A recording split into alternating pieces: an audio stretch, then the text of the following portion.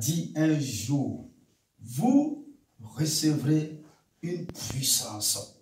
Le Saint-Esprit survenant sur vous, et vous serez mes témoins à Jérusalem, en Samarie, dans la Judée et jusqu'aux extrémités de la terre.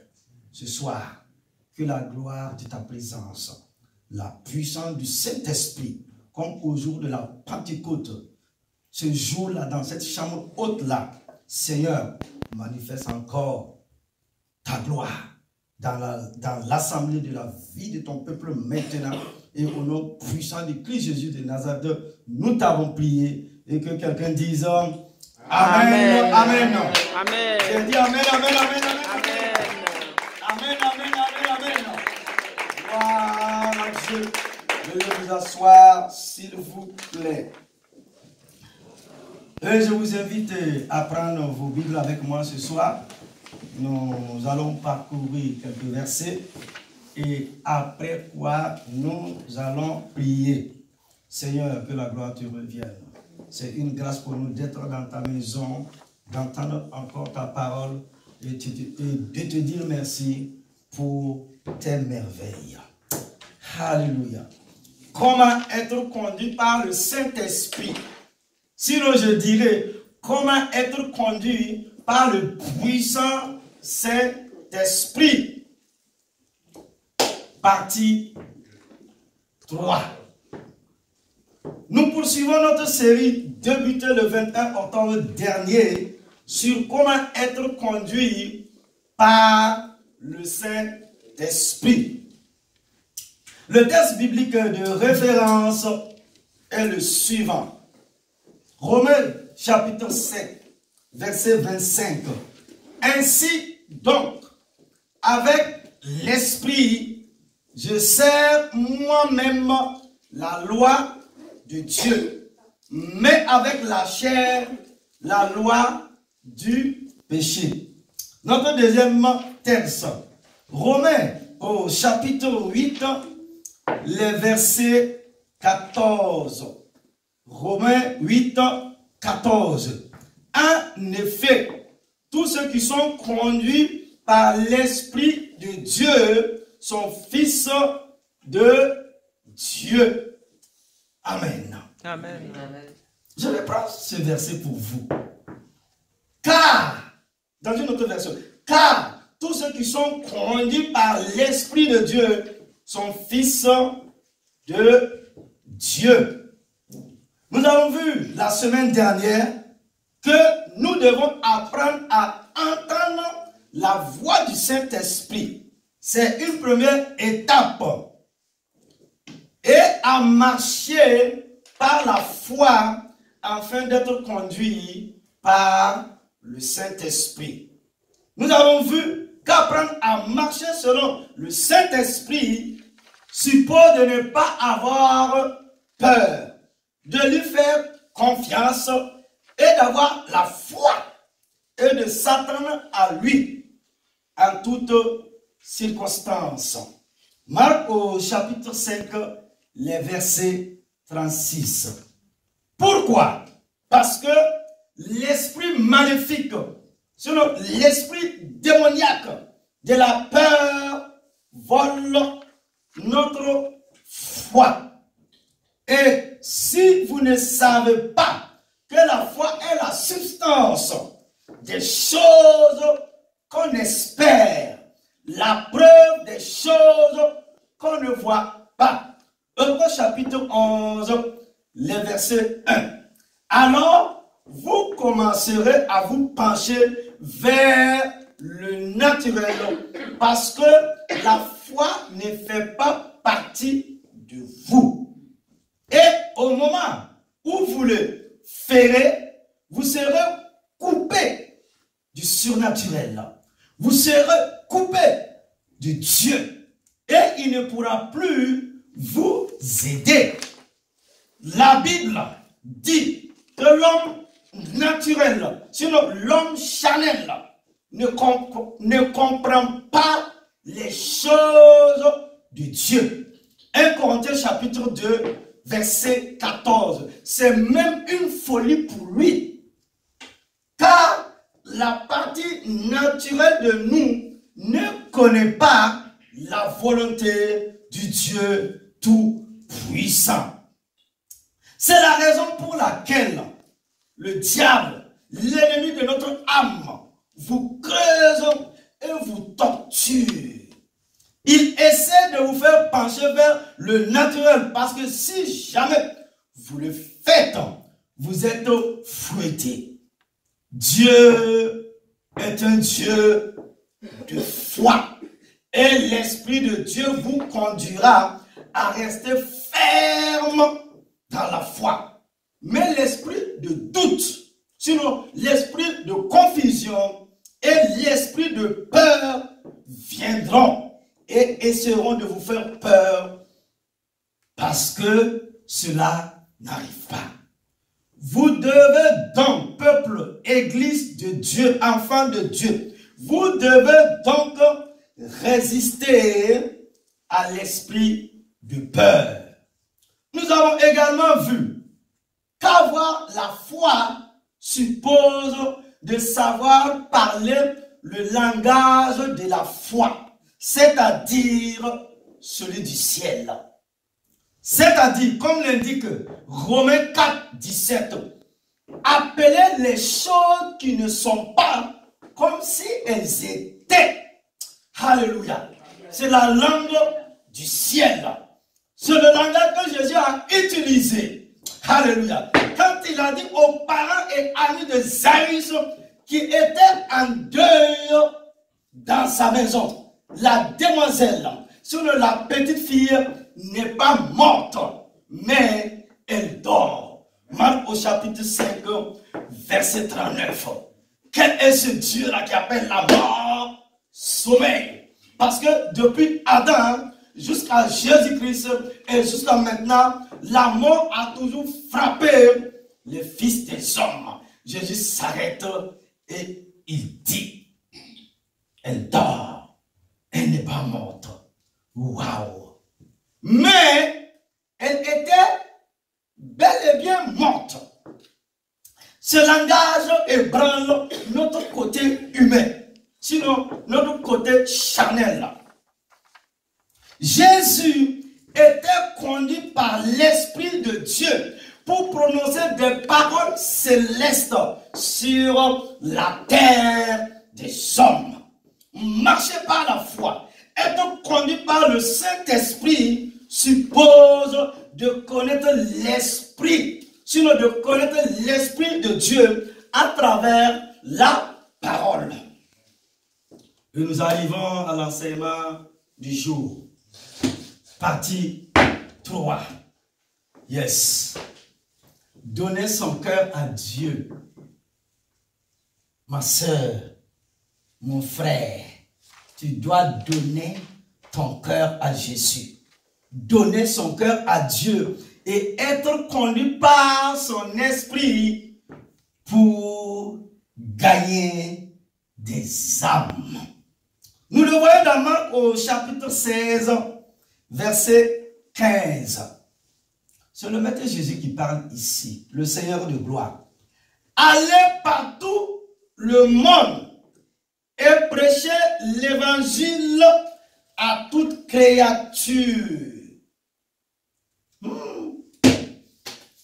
Jésus dit, allez partout dans le monde, à l'est, à l'ouest, au nord et au sud, et annoncer la bonne nouvelle du royaume des cieux à tous les hommes. Car Dieu a tant aimé le monde et il a donné son Fils unique, Jésus, afin que quiconque, la Bible dit quiconque croit en lui ne périsse pas, mais qu'il ait la vie éternelle. Waouh! Allez! Mais Jésus. Allez! C'est un ordre. Go! Signifie allez-y. Et ce verset parle de tout le monde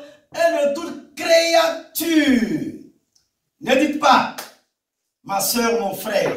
Oh, il ne parle pas de moi. Je vais juste être gentil et mon comportement sera conforme à la parole de Dieu. Mon frère, ne dites pas, je vais juste aller à l'église le dimanche matin et rentrer à la maison et déjeuner. Puis, je vais dormir et faire la même chose dimanche prochain. Waouh! Je ne vais pas amener quelqu'un à l'église avec moi, chercher des démons ou prier pour les malades. Dieu a des ministres qui le feront tout cela. Dieu a pasteur Israël. Dieu a diacre Matthieu. C'est eux qui sont mandatés à prêcher l'évangile, à chasser les démons, à prier pour les malades. Alléluia. C'est en effet ce que le diable dit aux gens, surtout à l'église, aux chrétiens. Il vous dira toujours, ce verset ne me parle pas. Mais si vous croyez en Dieu, vous devez plutôt vous dire, je dois aller prêcher, comme le dit Marc au chapitre 16, les versets 5. Allez par tout le monde et prêchez l'évangile à toute créature, car celui qui croira et sera baptisé sera sauvé, mais celui qui ne croira pas sera condamné. Marc chapitre 16, les versets 15 et 16. Église, mon frère, ma soeur, regardez à nouveau ce que dit le verset 16. Si vous ne croyez pas en Jésus, vous serez condamnés. Cela veut dire quoi? Condamné pour toujours. Celui qui croit en lui et lui donne sa vie sera sauvé.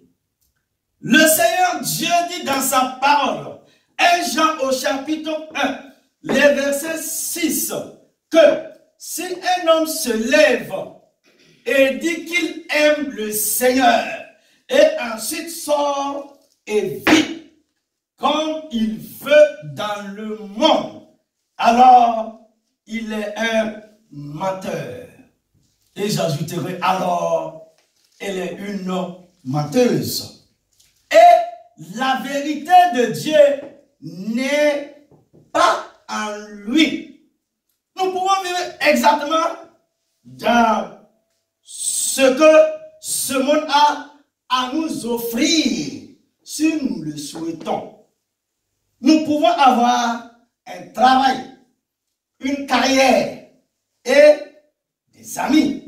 Nous pouvons faire des barbecues, poser nos samedis au terrain de golf et assister à des opéras. Mais quand nous mourrons, nous irons tout simplement en enfer. Nous n'irons pas au ciel parce que nous n'appartenons pas vraiment à Jésus. Nous appartenons au monde, mais pas à Dieu. Mais, il y a un mais, si nous choisissons ainsi de marcher et de vivre dans la vie précieuse, la vie ici sera beaucoup plus excitante pour nous.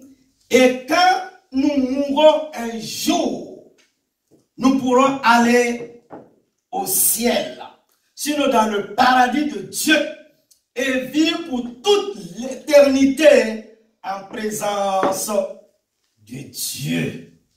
Alléluia. Rien ne vaut la peine de perdre le paradis, parce que c'est gratuit. Pour nous et pour les autres, nous devons avoir conscience que le ciel est un monde réel.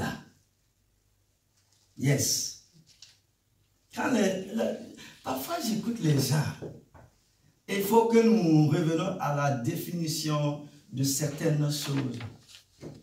Que son âme repose en paix. Qu'est-ce que tu as fait sur certains des hommes pour que ton âme puisse se reposer en paix? Je vous pose la question. Et vous qui nous suivez, puisque nous sommes condamnés à mourir un jour, du berceau à la tombe. Donc si nous disons que ton âme se repose en paix, donc il y a une autre ville, il y a une cité. Donc ici nous sommes de passage. L'éternité, le ciel est un monde réel. Ce n'est pas quelque chose d'abstrait. Non. Nous aurons un corps glorieux, éternel. Le ciel ne peut être comparé à ce monde, car il est 1000 fois plus beau. L'herbe est environ 1000 fois plus verte. Les fleurs sont environ 1000 fois plus jolies. Et elles n'ont pas d'abeilles pour vous piquer. Yes. L'air est saturé de paix et d'amour. Juste saturé. Chaque once de nous, du haut de notre tête au bas de nos pieds, chaque partie de nous sera simplement saturée de l'amour de Dieu. Nous ne pourrons pas détester ce lieu, même si nous le voulions. Au ciel, il n'y a pas de moment de tristesse, parce que vous êtes au sommet de l'amour et que vous y marchez tous les jours. Parlez de beauté. C'est un endroit que vous ne voudrez jamais manquer. Pour expérimenter ce type de vie, nous ne devons pas seulement donner notre vie à Dieu, mais également notre cœur. Il y a une différence entre donner son cœur et donner son cœur et sa vie à Jésus-Christ. Lorsque vous naissez de nouveau par l'Esprit de Dieu, vous donnez votre cœur à Jésus. Vous êtes fatigué et malade de vivre dans le péché. Et vous voulez avoir une relation intime avec lui. Ainsi, lorsque vous allez vous repentir devant Dieu, il vous pardonne vos péchés et vous les lave tous. La confusion s'arrête et vous commencerez à faire l'expérience de la paix avec lui. Sinon, la paix avec Dieu. Vous resterez dans cet état tant que vous vivrez votre vie pure et que vous restez en dehors du péché. Mais une fois que vous recommencez à commettre le péché, alors vous perdez cette précieuse promenade que vous avez avec lui et vous retournez à nouveau dans le naturel, sinon dans le charnel. Le péché amène une personne, c'est-à-dire un homme ou une femme, à vivre dans le naturel et à ne pas faire l'expérience que de ce que ce monde a à offrir. Mais, si vous donnez votre vie à Dieu, ainsi que votre cœur, alors vous rendrez disponible pour recevoir des ordres de Dieu. Parce que notre vie lui appartient. Dieu n'a pas besoin de notre capacité. Il a besoin de notre disponibilité. Alléluia. si nous ne sommes pas disponibles pour le Saint-Esprit, alors il ne peut pas nous utiliser. Il nous bénira dans une certaine mesure parce que nous le connaissons. Mais pour ce qui est de nous donner l'ordre d'aller faire quelque chose pour lui, il ne le peut pas. Il ne peut pas parce que notre vie ne lui appartient pas vraiment. Notre cœur lui appartient, mais pas notre vie. Nous devons être disponibles. Rappelons-nous, Dieu utilisera n'importe qui. Car Dieu a tant aimé ce monde perdu. Il a donné son Fils, l'unique. Et si tu crois, tu as la vie éternelle. Amen. Une vie qui ne finit jamais. Amen. Alléluia. Amen. Personnellement, je ne pourrais pas croire, moi, Adama Israël Ouedraogo, que Dieu m'appellerait pour enseigner la Bible. Je voulais être un homme d'affaires. Business. Quand il m'a appelé, j'ai dit, Dieu, es-tu sûr que tu n'as pas fait d'erreur? Moi, pourquoi me veux-tu? En plus, je ne veux pas vraiment faire ça, Seigneur. Trop de mots de tête. Je vais être juste un gentil homme d'affaires et citoyen. Je vais aller à l'église le dimanche matin et être gentil, Seigneur. Je ne veux pas m'impliquer avec des gens étranges. Ce sont des gens bizarres. Et chasser les démons. Et tout ça. Je veux juste être un gentil garçon. Je veux être un homme d'affaires. Respecté. Et prospère dans la communauté. Quand je passe, on sait que c'est Adama qui passe. Je frime un peu, vous voyez. Faire la fête. Danser, tout cas.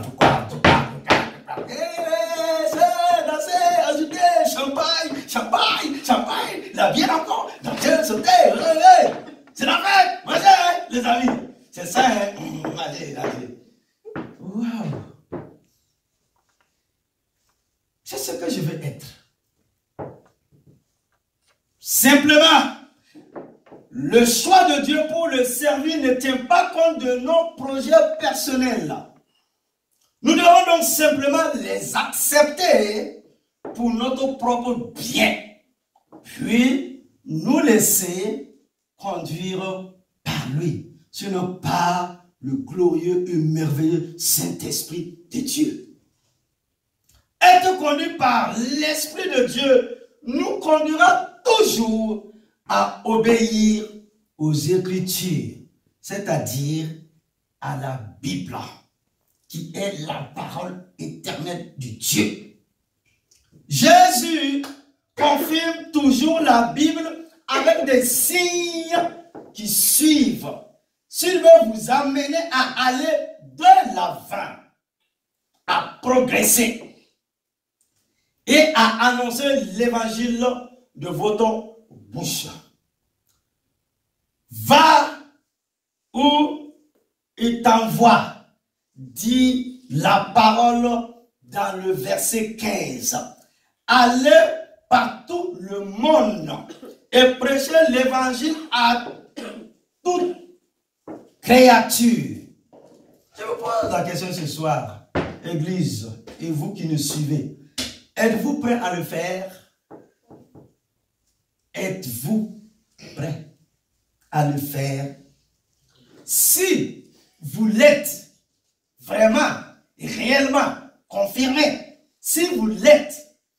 Seigneur vous enverra quelque part.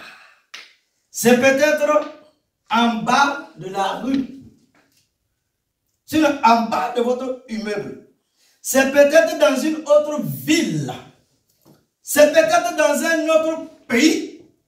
Mais si vous êtes disponible, le Seigneur vous enverra.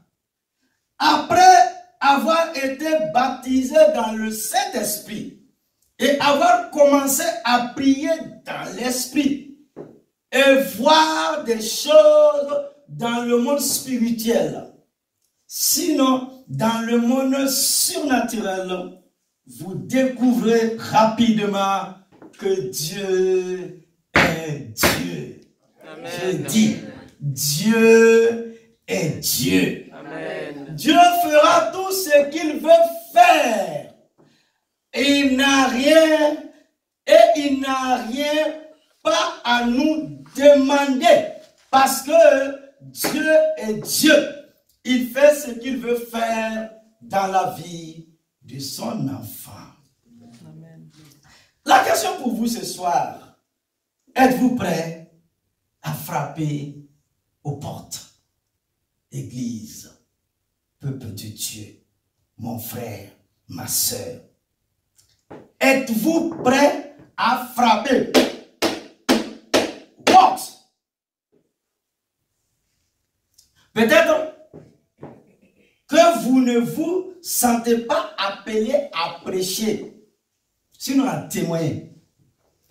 Mais avez-vous déjà pensé à frapper à la porte de quelqu'un pour lui parler de Jésus?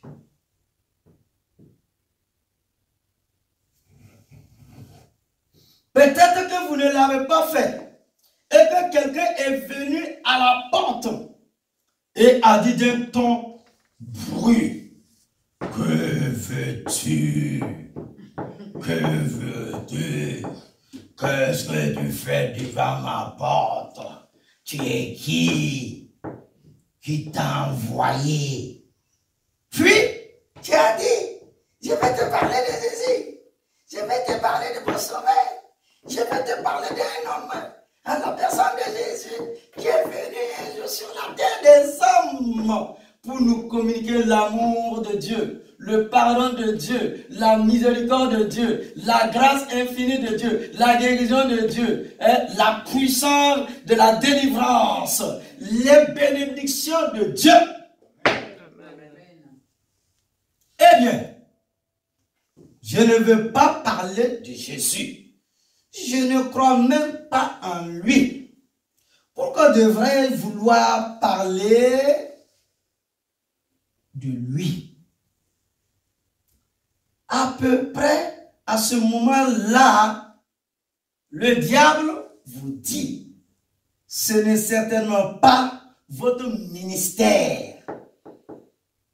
Ça, c'est le travail de l'évangéliste, ça, c'est le travail de Diacre Mathieu. Puis, vous agissez comme un chiot fouetté et rentrez chez vous.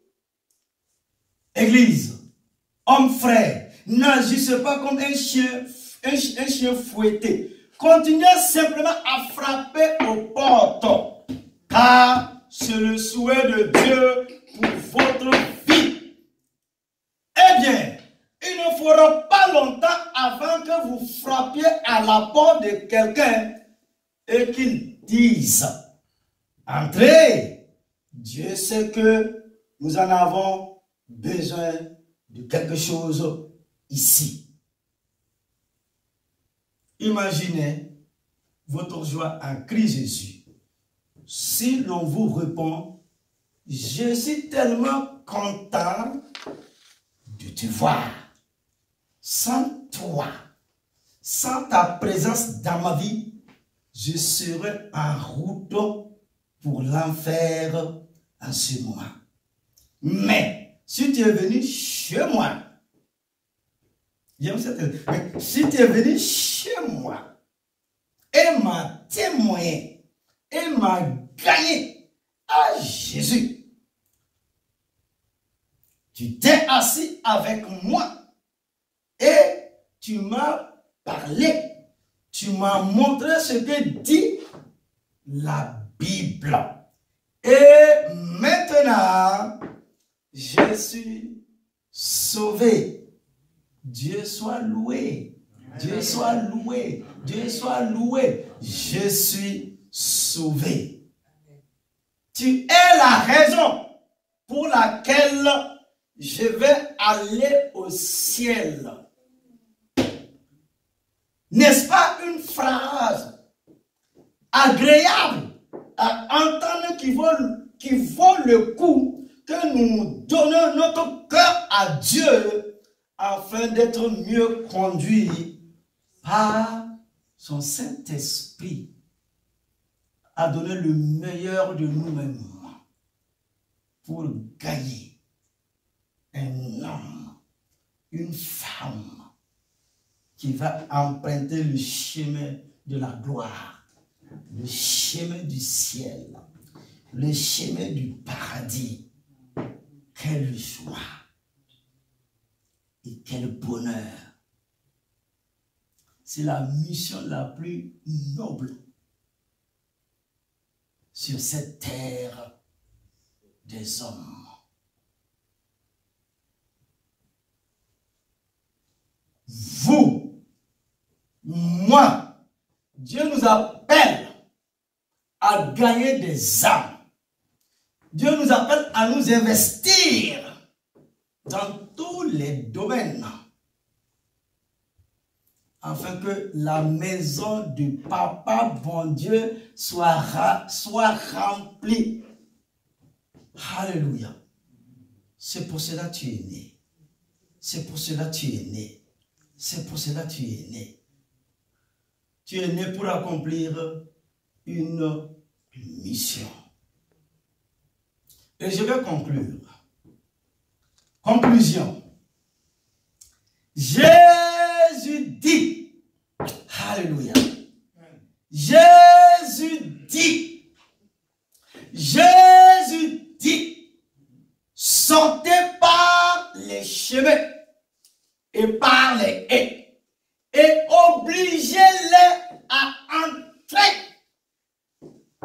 afin que ma maison soit remplie. Il dit, obligez-les à entrer afin que ma maison soit remplie. Luc au chapitre 14, les versets 23. Êtes-vous prêts à être conduits par l'Esprit de Dieu et à lui obéir? Es-tu prêt à aller n'importe où pour lui? Frappez-vous à au moins une porte et obligez-vous les gens à l'intérieur à entrer dans la maison du Seigneur, sinon dans l'église du Seigneur, et à écouter la prédication, l'enseignement de l'évangile de Jésus-Christ de Nazareth. Mon frère, ma soeur, comme disait l'apôtre Paul, homme frère, le choix appartient à chacun d'entre nous, mon frère, ma soeur. Que Dieu soit loué et que Dieu bénisse sa parole et par son esprit et nous conduit et nous dirige à arracher les perdus pour la cause de Dieu. Amen. Amen. Amen. Amen. Amen. Amen. Amen. Amen. Amen. Tiens-toi debout, mon frère, ma soeur. Tiens-toi debout. Oh, alléluia. Et commence à rendre grâce à Dieu.